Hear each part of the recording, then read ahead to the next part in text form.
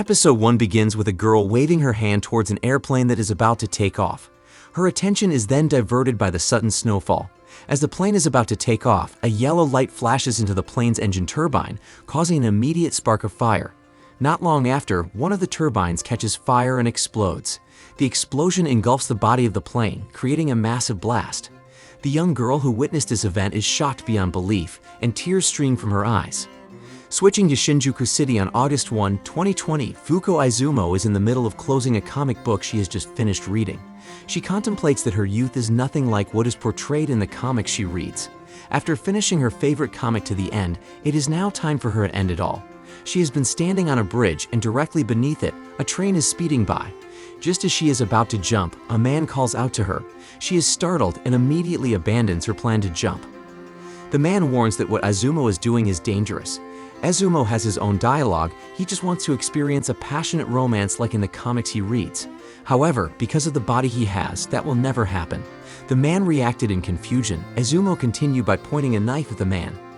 The man was silent while sipping the drink he was holding. Izumo reiterates, and if he touches her body, then he will contract an incurable disease and die. That's why he has no purpose in living with a body like that. The silent man walked, then brought himself closer to the knife that Izumo was holding, forced it to penetrate his stomach, and then made he vomited blood from his mouth. Izumo screamed in fear and blamed herself. The man then laughed and jumped off the bridge, then grabbed Izumo's cheek. Continue by lifting Izumo and moving Izumo into the bridge. After falling, Izumo held both of his cheeks. The man then asked him about what would happen once he held it. Izumo then shouted that his bad luck had come, and this was happened by a crack in the man's foothold which caused him to fall and crushed by a train. Izumo felt guilty about what had happened to the man and apologized. However, when she was bowing down, suddenly the man's head floated towards her. The man's head screamed, startling Izumo. After she analyzed what had happened, the head began to float, and from the head, bones began to grow, and flesh started to form around the bones. In an instant, the man's body was restored, except for his hands and feet. Izumo, who had opened her eyes, was faced with the man's belongings, which made her scream and punch the man's belongings. She winced in pain and paused for a moment before continuing to hold on to her belongings. Then, Izumo ran away from the man. After the pain subsided, she caught up with Izumo by leaping and using her blood to propel herself into the air. And as she floated in the air, she grew both of her hands and then embraced Izumo from behind. After landing, she introduced herself as undead. Just as she was about to interrogate Izumo, the police came towards them.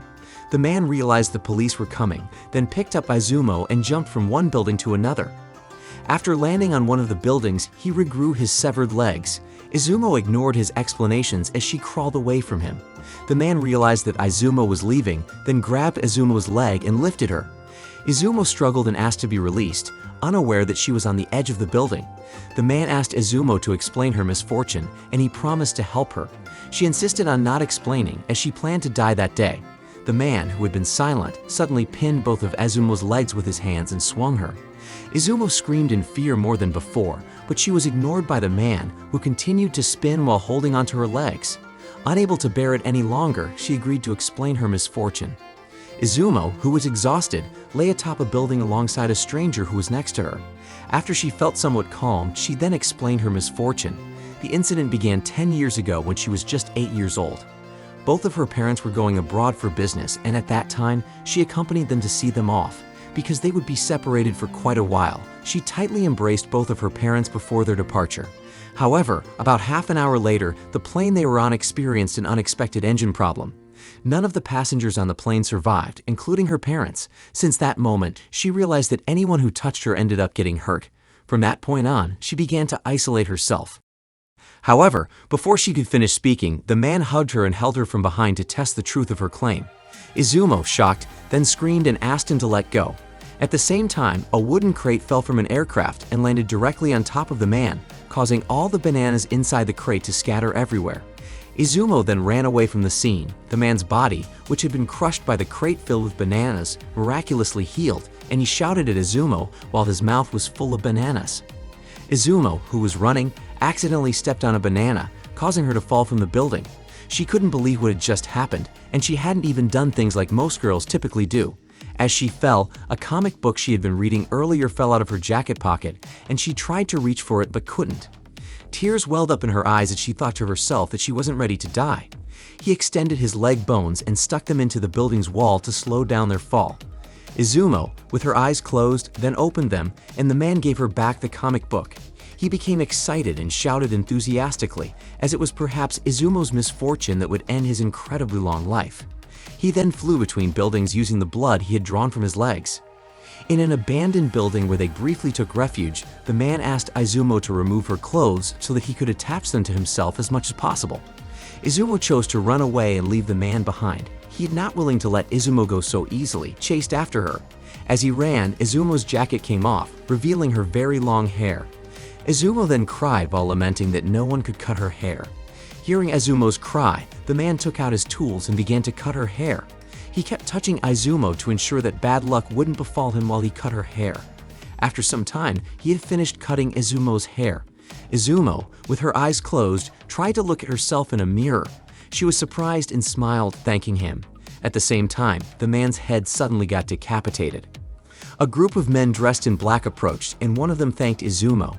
As they walked, the man took the head of the undead man and placed it in a special capsule. Unbeknownst to Izumo, one of the men sneaked up behind her and handcuffed her hands. They were individuals tasked with overseeing negators who weren't chosen, like Izumo or any creature causing chaos in a world. The man who had thanked her was suddenly behind Izumo, holding her head while praising her suitability for killing. He intended to harness Izumo's power for killing, and perhaps the goal of the undead man was the same. However, Izumo opposed this, saying that the undead man only used it on himself, resulting in his death. She had only met him today, but he was not like the man in front of her. Before she could finish speaking, the man stopped her by gripping Izumo's cheek with his hand. Izumo said that the undead man was not afraid to touch her directly and apologized to him for the consequences of cutting her hair. The overcast sky began to flash with lightning, and it suddenly struck the man in black holding the capsule containing the undead man's head. The undead man, freed from the capsule, then leaped and regenerated his body while in the air. He then flew towards the men in black and removed something from their midst. The men attacked one by one, and one of the knives from their assault stabbed into the undead man's hand, which he took and used to attack the 4 men surrounding him simultaneously. Izumo was delighted to see the undead man back. Seeing that his friends had been taken out by the undead man, the man in the suit then took Izumo hostage and asked the undead man to surrender his head without regenerating. Without hesitation, the undead man slashed his own throat to save Izumo. Izumo, not wanting to see people around her get hurt again, asked him to stop doing it. However, as she was speaking, the undead man had already decapitated himself. He paid no attention to Izumo's opinion and continued by tossing his head in Izumo's direction while she was being held hostage. Izumo, seeing the undead man's head floating, then freed herself from the man in the black suit and leaped to kiss the undead man's head. Izumo fell on the floor of the building, and the undead man's head was in the hands of the man in the black suit. The man was confused by what Izumo was doing. Izumo stood up and said that she felt happy because she threw away all his worries and touched someone. The undead man understood what Izumo said, then began to regenerate his body and grabbed the black suit man's head. He was shocked and reflexively drew his katana right at the undead man's chest. The cloudy sky turned radiant and a fairly large meteor fell and hit the building where the undead man was. The explosion was so big that it dispelled the black clouds around the building and sent Izumo flying. After a few moments passed, the figure of a man appeared. He was an undead man. He was still alive even though the meteor hit him. The undead man came towards Izumo, who was sitting near the statue, and praised the help Izumo gave him earlier. After everything calmed down again, Izumo then introduced herself, and the undead man, who didn't remember his name, asked him to call them undead. Izumo, who didn't want to call him undead, then gave him the name Andy.